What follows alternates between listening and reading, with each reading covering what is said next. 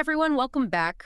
We're tackling a topic today I think a lot of us struggle with: self-discipline and procrastination. Yeah, those two definitely go hand in hand, don't they? They really do. And we've been feeling a little stuck lately ourselves, so we asked you to send in some articles about it, and you did not disappoint. We got some really great stuff from Rich G. The hyper-focused entrepreneur blog. Yes. And even New Trader U. So we're going to really do a deep dive with you today. Yeah, it's interesting. Even just prepping for this, we found ourselves rethinking some of our own approaches to productivity. It's always a journey, isn't it? It really is a constant journey. But that's why we love doing these deep dives with you. We get to learn and grow right alongside you guys. So before we jump into all the strategies and tips, let's start by really understanding, what we're up against here. Procrastination. What is it really? Beyond just that feeling of, ooh, I'll do it later. Yeah, it's definitely more complex than just laziness. The hyper-focused entrepreneur blog had a really interesting take on this. They were comparing procrastination to a battle between your biological you and your modern you. Okay, I'm intrigued. That sounds like a superhero movie. Right. So who's the biological you in this epic battle? Okay, so picture this. It's Friday night, you've had a long week, you're faced with the choice between, hitting the gym or curling up on the couch with some takeout. Your biological you is that primal part of us that's wired for survival and immediate gratification.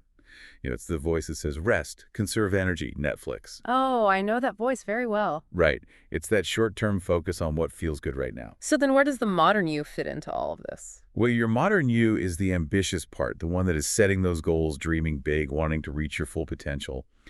This you craves growth and purpose, but it often gets sabotaged by that biological you. So procrastination becomes the weapon of choice in this inner battle. I love that visual. It's like you've got the angel and the devil on your shoulders and they're battling it out. But the New Trader U article brought up another really important point. They suggested that procrastination often stems from deeper emotions like fear and anxiety. Oh, absolutely. They actually gave the example of Jane. She's a writer who's struggling to finish her novel, and she's just terrified of it not being perfect, so she keeps putting it off. And that fear of failure can be paralyzing. It makes procrastination seem like the safer option, even though it's not actually helping us in the long run. I think we've all been there at some point. That fear is so relatable. Sometimes I even find myself procrastinating on starting my day.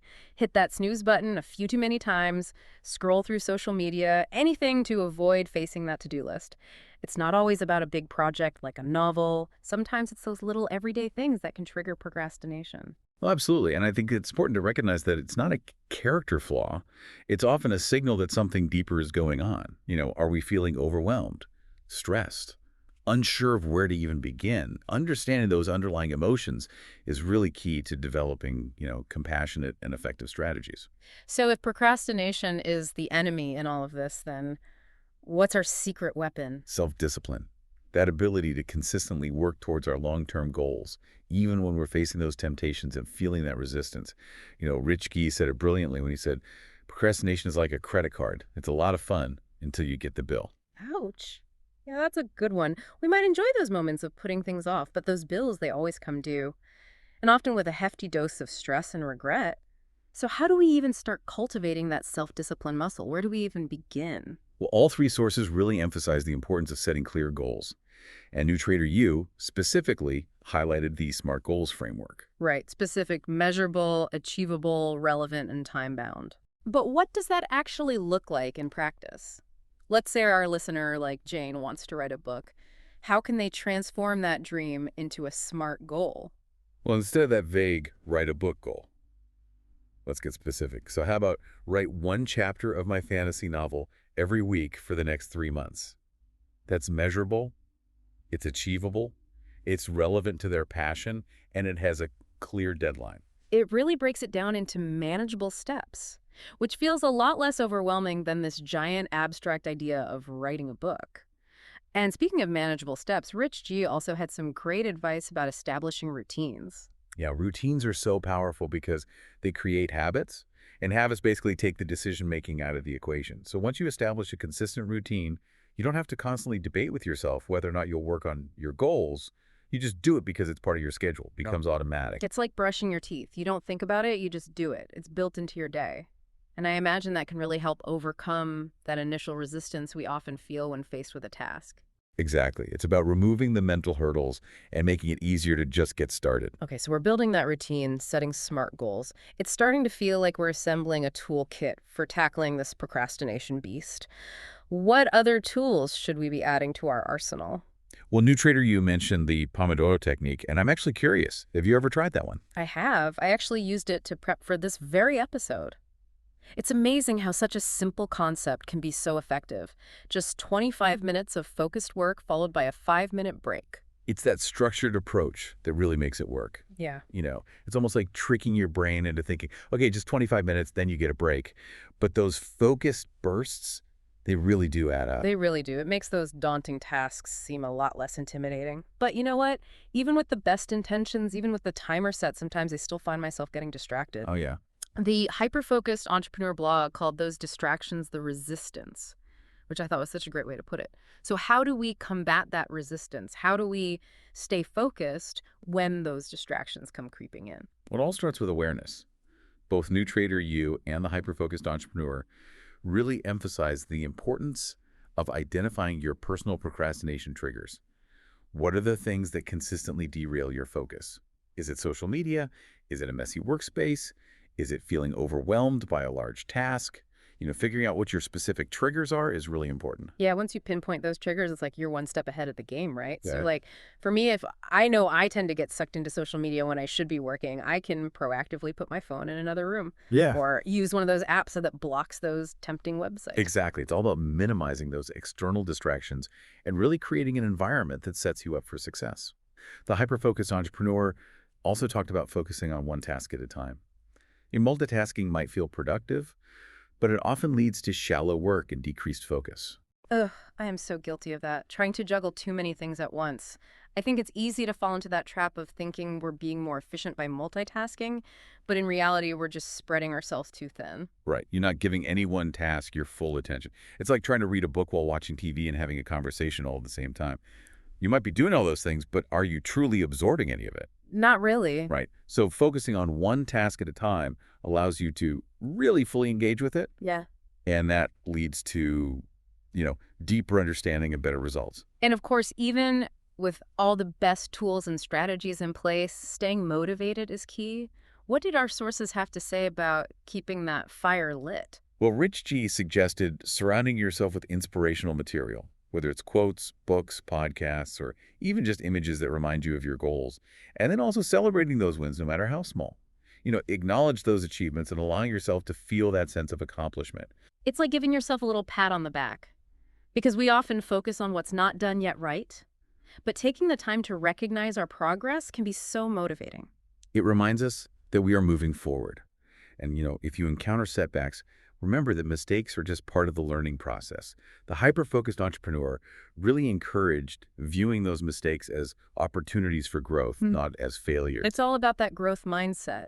Instead of getting discouraged, we can ask ourselves, okay, what can I learn from this? How can I do it differently next time? Exactly. And the hyper-focused entrepreneur added another really powerful layer to this conversation. They were talking about connecting emotionally to your goals. They even quoted Nietzsche, who said, "He who has a strong enough why can bear almost any how." Oh, that is so good. Right. It reminds us that when our why is strong enough, when we're really deeply connected to the reasons behind our goals, we can find a way to overcome pretty much any obstacle. It's that passion and purpose that really fuel our self-discipline. It helps us push past those moments of resistance and really stay committed to what matters most. So we've talked about all these amazing strategies, but do they actually work in real life? I mean, do we have any proof that these aren't just empty words?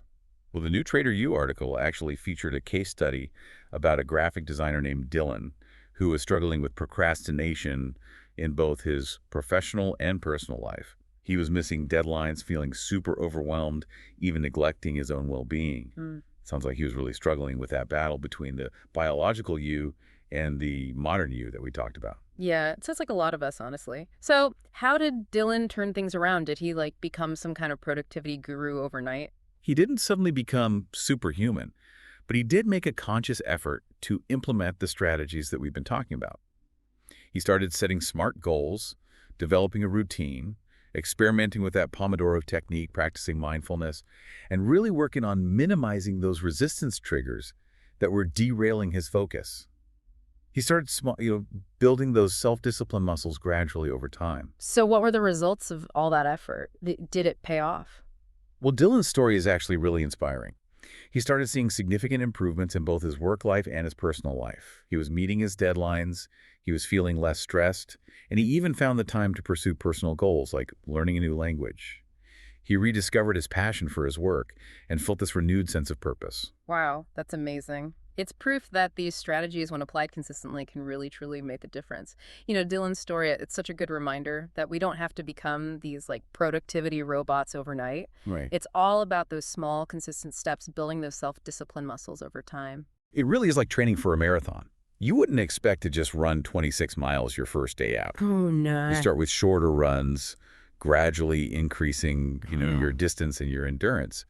And it's the same with self-discipline. We start with small, achievable goals, celebrate those wins along the way, and gradually build up our capacity for that focused effort. And just like a marathon runner needs rest days, we also need to be kind to ourselves. Right. There will be days when we totally rock it, and days when we hit that snooze button one too many times. The key is to not let those setbacks derail us entirely. It's about progress, not perfection. Remember that quote from earlier? Procrastination is like a credit card. It's fun until you get the bill. Well, the same applies to self-discipline. It might not always feel fun in the moment, but the long-term rewards are so worth it. It's an investment in ourselves, That's in right. our future selves. So as we wrap up this deep dive, what are the key takeaways you want our listener to walk away with today? I think first, remembering that procrastination, it's a common struggle. It's often rooted in, deeper emotions like fear and anxiety. So don't beat yourself up about it. Approach it with self-compassion and curiosity. Ask yourself, what's really holding me back here? Once you understand those underlying emotions, you can start developing strategies that actually address the root cause, not just the symptoms. That's so important. We often just focus on that surface level behavior, the procrastination itself, Right. without really addressing, those underlying thoughts and feelings that are driving it. Exactly. And second, remember that self-discipline, it's like a muscle. The more you use it, the stronger it gets. Start with small, achievable goals and build from there. Maybe it's committing to 15 minutes of writing each day or tackling that one dreaded task that you've been putting off. Each small win builds momentum and strengthens your self-discipline. Don't forget to celebrate those wins, even if it's just a mental high five. Acknowledging your progress, it really does make a difference. Absolutely. And finally, remember that this is a journey, not a destination. There will be days when you're the productivity superstar and days when you feel like you're back at square one. That's okay. It's all part of the process. What matters is that you keep learning, keep adjusting, and keep moving forward. And maybe keep those articles handy for a little extra inspiration and guidance. They've definitely given us a lot to think about. They have. Yeah. And I think the hyper-focused entrepreneur's concept of the biological you versus the modern you, that offers a final thought-provoking question for our listeners. Knowing yourself a little bit better now, which you is winning the battle in your life right now? Ooh, that's a great question to ponder. And remember, no matter where you are on your journey, you are not alone. We're all figuring this out one step at a time. So be kind to yourself, celebrate those small wins, keep reaching for those goals. Who knows? Maybe someday you'll be the inspiring case study in an article about overcoming procrastination. That's right. Until next time, happy focusing, everyone.